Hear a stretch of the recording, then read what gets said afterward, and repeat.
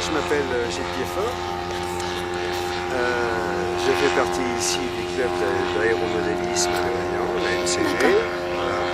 Et je suis un passionné de maquettes, et principalement des biplans. Voilà. Alors le biplan que vous voyez ici, c'est un Fokker D7. Son premier vol était en début 1918. C'est un avion allemand, comme on peut le voir. Ouais. Voilà.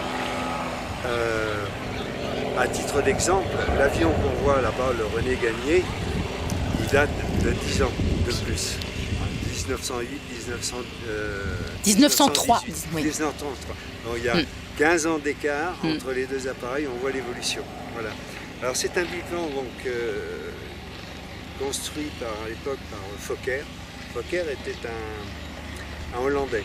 Il a travaillé beaucoup pour les Allemands, pour la Première et Deuxième Guerre mondiale. Et les avions Fokker existent toujours. Voilà. Alors, il mesure 2,25 m d'envergure. Voilà. Pour un poids de 10,3 kg, il est à l'échelle 1 quart. Voilà.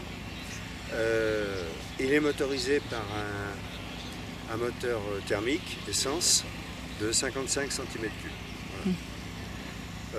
La construction, bon, alors c'est donc, je disais, un kit Balsa USA qui a été quand même modifié sur beaucoup de petits points de détail. Voilà. Et son originalité, c'est sa décoration. C'est une décoration qui a existé, et ça a été repris, cette déco a été reprise par un Américain pour le colorer. Voilà.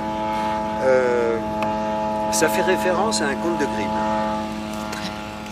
Les frères Grimm, il y avait Joseph et Wilhelm, c'était des conteurs pour enfants et qui vivaient à la fin du 19e siècle. Voilà. Ils se sont beaucoup inspirés des contes de Perrault d'ailleurs. Voilà. Alors ça raconte l'histoire des 7 Schwab, des Siebenschwaben en allemand. Voilà.